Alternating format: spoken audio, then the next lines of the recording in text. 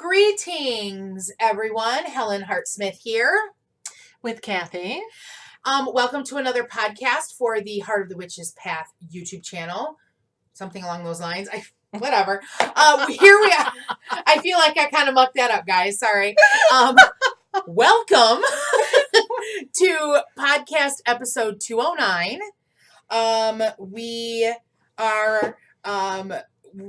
We've got a controversial topic that we're bringing up today. Yes. And it's not one that we would normally cover. However, it seems as if the news agencies are covering it very little. So we wanted to bring it to more attention than what it's getting. And it is, it is a direct impact onto Mother Earth, which is whom we revere. And so we want to do what we can to help the cause. So, however, before we get to the meat and potatoes of this week's episode, we have business. So it's time for the correspondence of the week. So we thought that there's a tie-in to the rest of the episode, and we thought that what we would do for our correspondence is talk about the eagle archetype as an animal totem and ways in which you can work with it. Right. Okay. I know that eagle is part of my wheel of animal guides. Do you work with eagle? I have worked with eagle. Okay. So I will just say that I work with eagle mostly in a messenger capacity. However, there are other uses. There are other uses. Eagle's medicine, and I'm reading from a website, includes swiftness, strength, courage, wisdom, keen sight, illumination of spirit, healing, knowledge of magic, ability to see hidden truths, dignity, creative spirit. It goes on and on and on. And I think there is very much a certain that eagle eye, that observation. Was there anything else that you worked with eagle? No. Okay. So yeah, like I said, purely a messenger. So yes, so there is a possible correspondence of the week. Excuse me, and something that you could work with as you choose. That's fine. No, that was a bit disjointed. Sorry, guys. So it's fine. So Kathy and I wanted to get together. We got a couple of, prefaces here. Let's preface this discussion with a couple of things. First of all, I'm feeling a little disjointed because I'm an old lady. It's official now.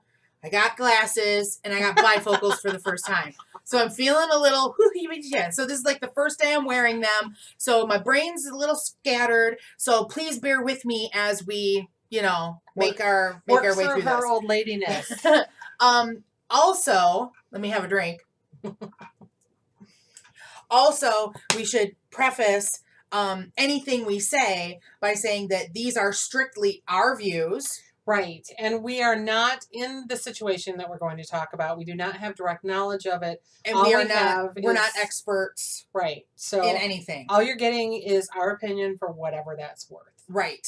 But like Kathy said earlier, there's really very little news coverage that's happening. We should really tell them what we're talking about. Yeah. So why don't you just kind of lay it out there? So as you may or may not be aware, there is a protest in the Dakotas over a pipeline that they are laying that is supposed to go through a lot of states. It starts in North Dakota, goes through South Dakota, goes in like through Iowa and eventually down into Illinois, where it will connect with an existing pipeline that will then ship crude Bracken oil field oil to Texas.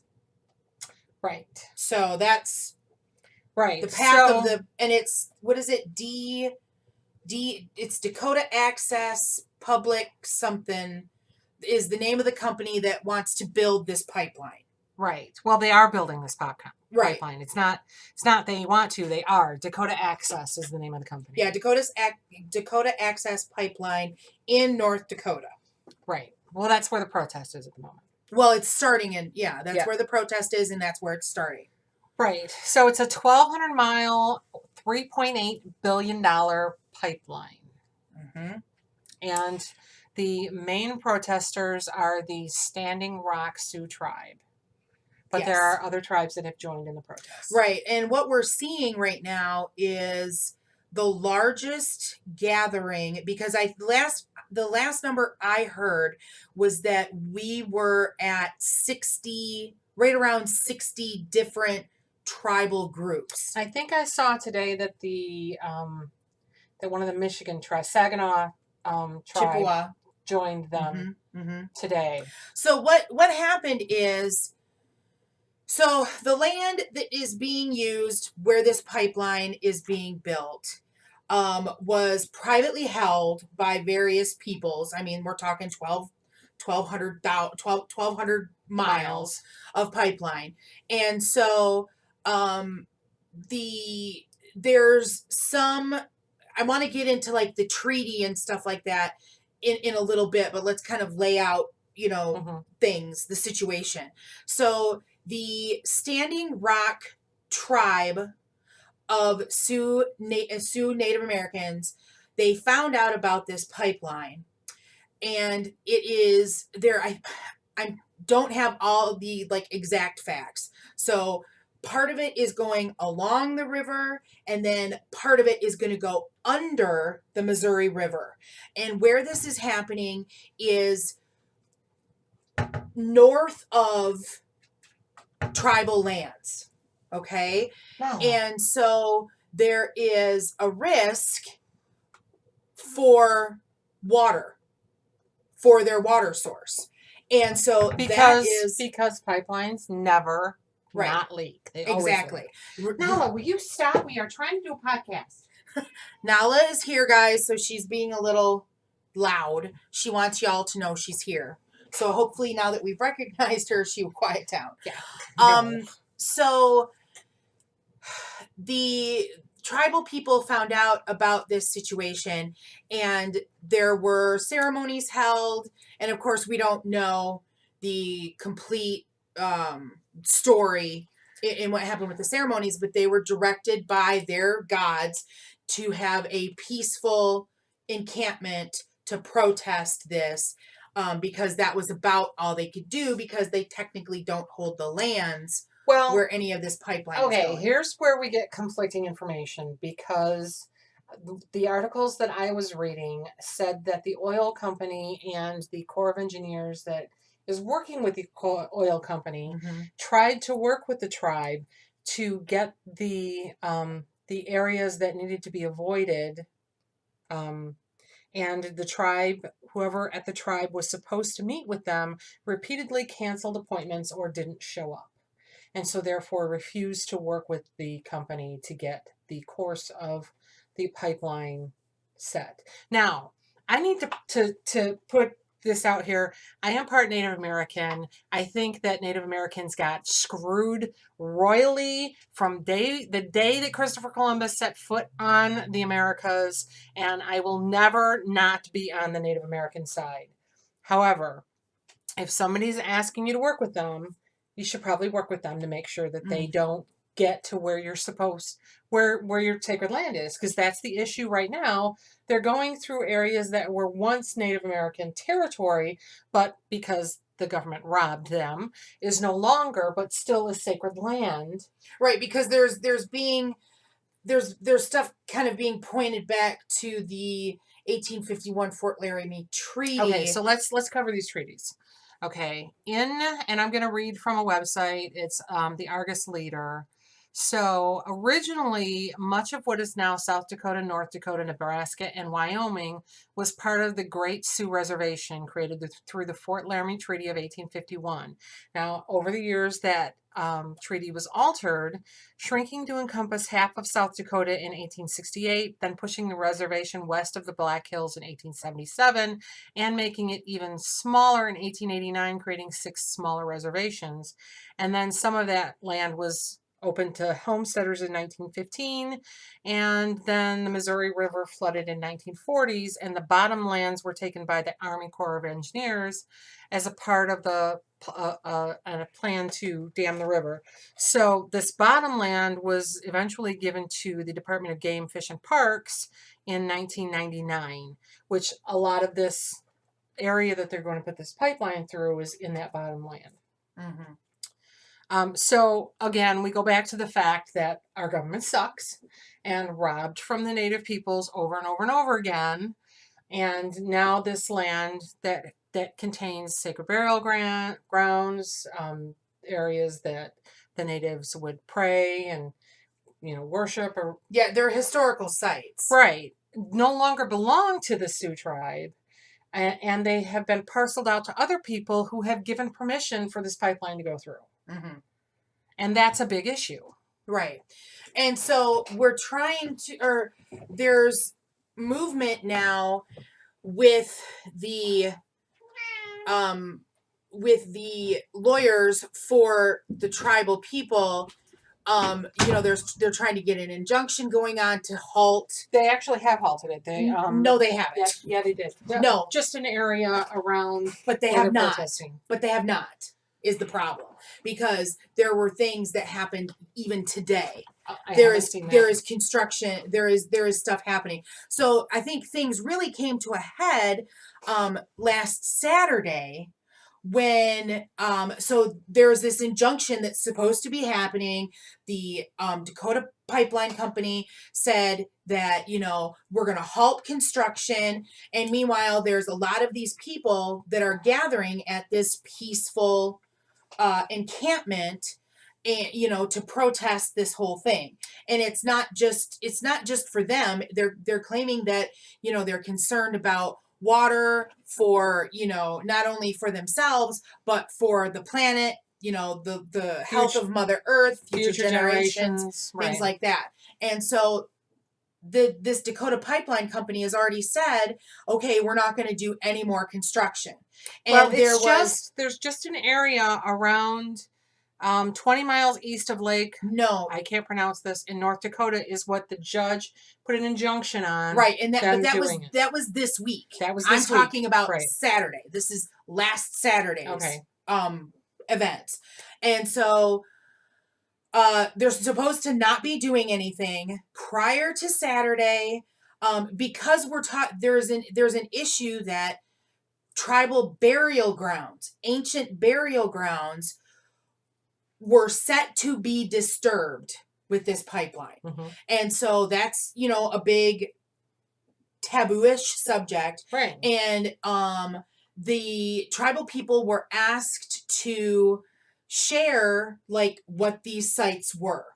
Okay. And as part of this injunction. And so they did that. These sites were shared, documented in court, blah, blah, blah. Saturday happens, and the construction were at these sites that they pointed out as these are the lands that we are specifically worried about. And those are the ones that 6 bulldozers came in and started tearing up the land. And so the people at the encampment found out about this, and they came to, to protest, peacefully protest, everything else.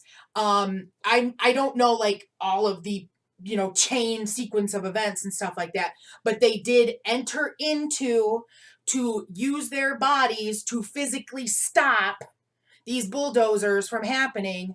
Private security that was on site came out with dogs and tear gas and mace. Yes, multiple people were maced. There were at least 4 people. I heard 6. 4, maybe 6 people that were bitten by dogs. I heard 6. One of them a pregnant woman. One of them a child. One of them a young girl. Mm-hmm. And I saw a picture of her injuries, and it's on her face. She was bitten on her face. And a whole bunch of people got got the mace in Maced. their eyes, and there were several. I can't remember the numbers, but a lot of people got treated because it was right in their eyes, and a lot of people got misted. But it's my understanding that they tore down a fence to get to the area. There was a barbed wire Right. fencing So that separated. then this goes back to if they had worked with the company to begin with to avoid those Now, sites. see, I haven't heard anything about that. Yeah, it's right here in this article.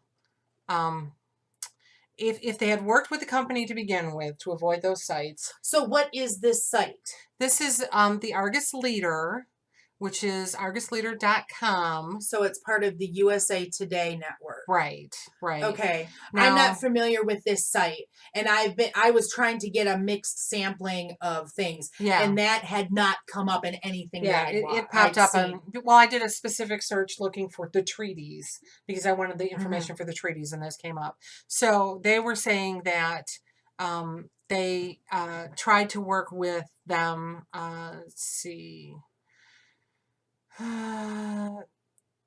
The tribe is saying that they participated extensively with the Corps, but the Corps is saying that they did not. That they continually canceled appointments or just plain out didn't show up.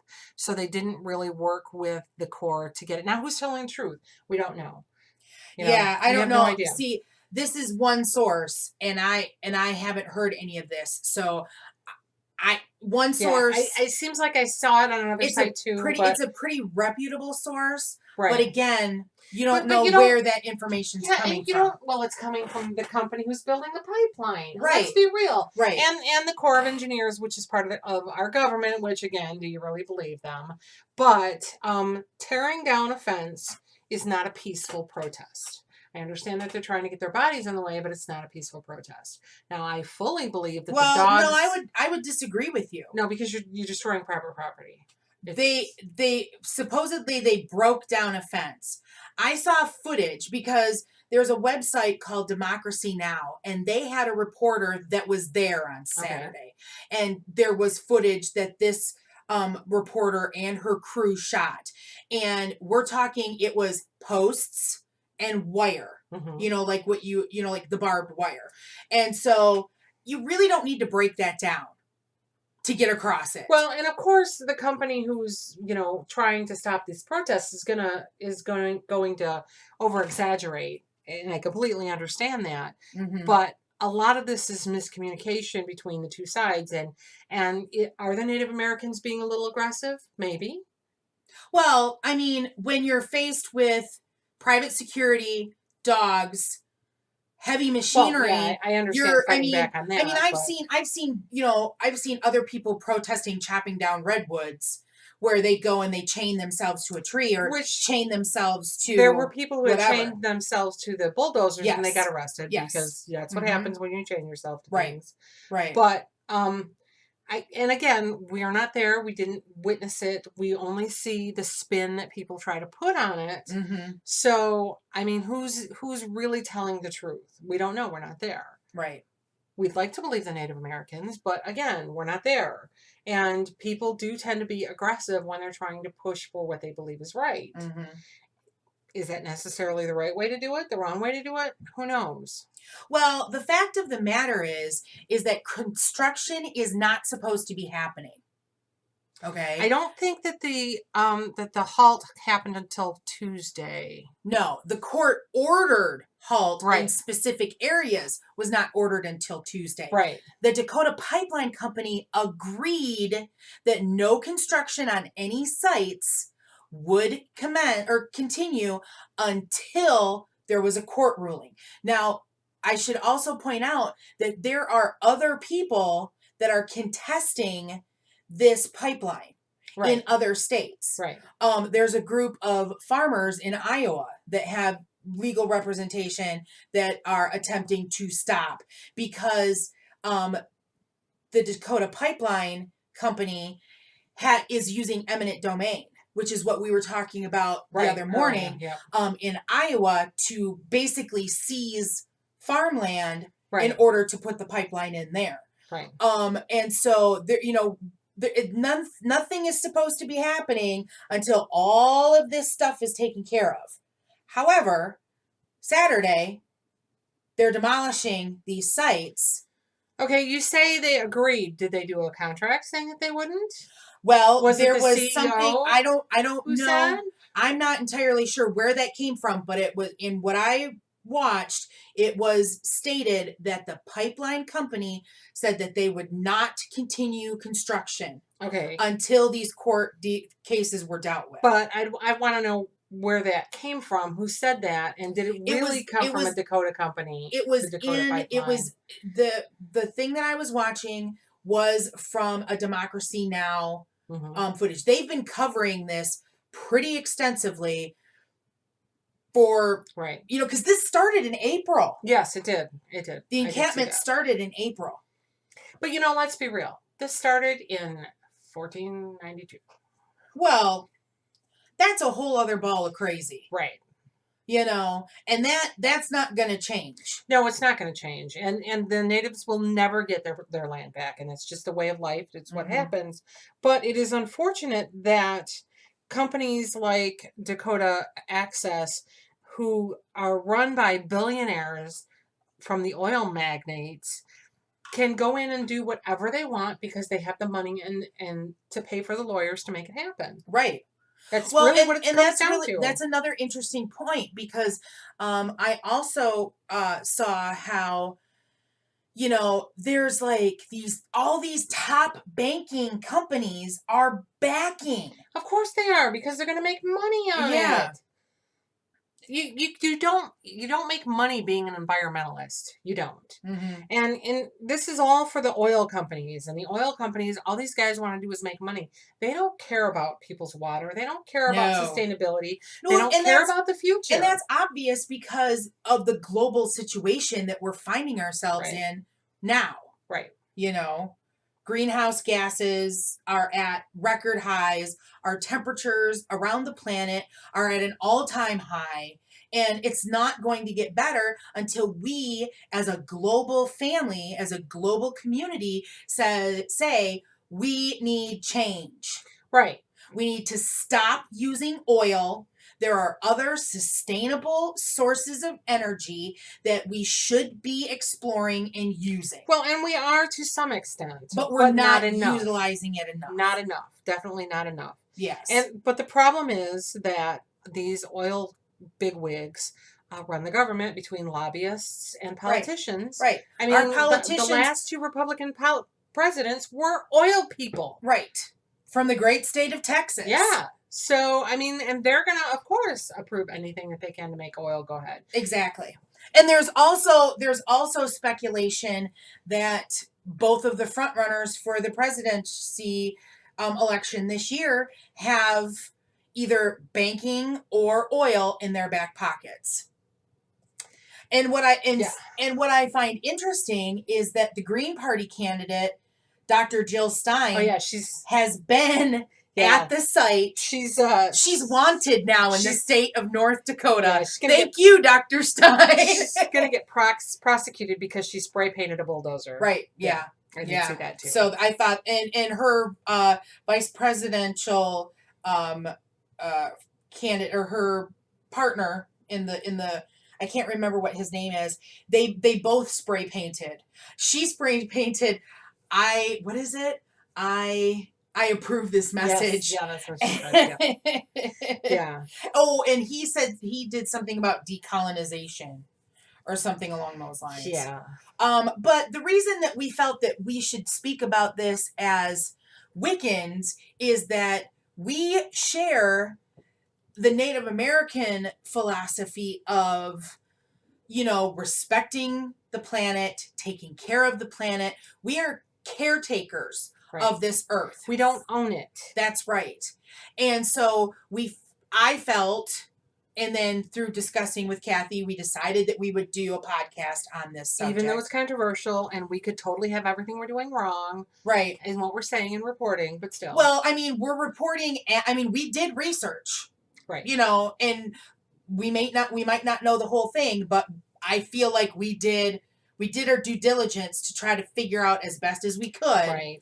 you know, because here we are in Michigan and this is taking place in North Dakota. But, you know, I feel like we try to present facts as we saw them or whatever. So yeah, and it's very unfortunate. And again, we're not there. We don't know what's really going on. Are the Native Americans being peaceful? Are they being a little too aggressive? We don't know. The use of mace and dogs is probably a bad idea on the part of the private security, because what the fuck? Right. And honestly, because I watched the footage, yes, they went over. But how else were you going to stop? Well, the problem is bulldozers. That even if somebody at Dakota Energy said, oh, yeah, we won't do it anymore, they have the legal right to continue. Not if there's court proceedings. That didn't happen until Tuesday. Well, it was already filed. They can continue until the court says stop. Well, and I don't know what the agreement was. I don't know what the agreement was. We don't know what that was. So I don't know. So basically, the gist of it, let's kind of wrap it up in a sense. The government hates Native Americans and nobody cares because they're dirty Indians. And if it was a bunch of black people in the ghetto, it would be all over the news. Wow.